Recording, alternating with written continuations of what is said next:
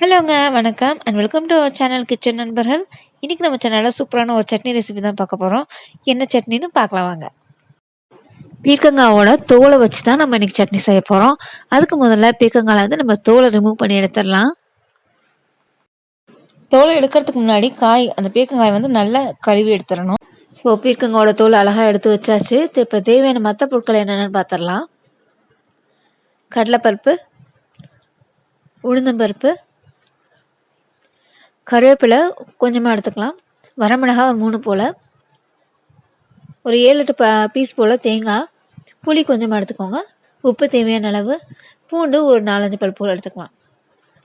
இப்போ நம்ம எல்லாத்தையும் வதக்க ஆரம்பிச்சிடலாம். ஒரு கடாயில் தேவையான அளவு எண்ணெய் சேர்த்துட்டு பீர்க்கங்காய் தோலை வந்து கொஞ்சம் நல்லா வதக்கி எடுத்துடலாம்.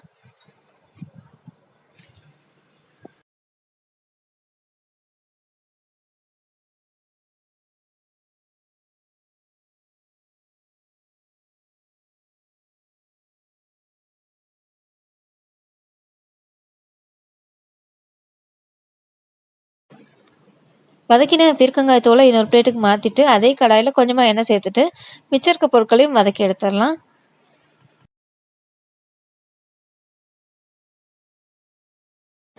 கடலைப்பருப்பு, உளுந்து பருப்பு ரெண்டையும் வரிசையாக சேர்த்துடலாம். அடுத்து பூண்டு, கருவேப்பிலை, வரமிளகாய் ஒரு வாட்டி லைட்டாக வதக்கிக்கலாம். எடுத்து வச்சுருக்க அந்த புளியும் சேர்த்துடலாம். இப்போ அடுத்து தேங்காய், இதெல்லாம் சேர்த்து ஒரு வாட்டி நல்லா வதக்கிக்கோங்க.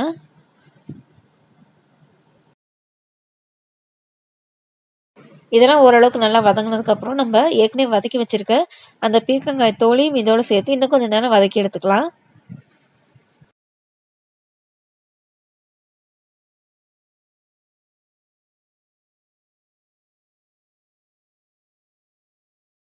எல்லாத்தையும் இன்னொரு வாட்டி நல்லா வதக்கிடலாம்.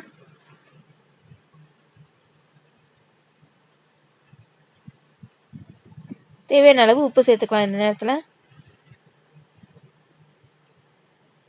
இது நல்லா ஆறினதுக்கப்புறம் மிக்சியில் போட்டு அரைச்சிட்டா நம்மளுடைய பீர்க்கங்காய் தோல் சட்னி ரெடி ஆகிடும்.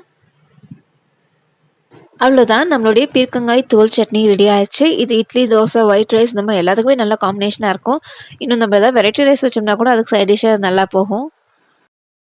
இந்த வீடியோ உங்களுக்கு பிடிச்சிருந்தா லைக் பண்ணுங்கள், ஷேர் பண்ணுங்கள், கமெண்ட் பண்ணுங்கள். மறக்காமல் கிச்சன் நண்பர்கள் சேனலுக்கு சப்ஸ்கிரைப் பண்ணிடுங்க.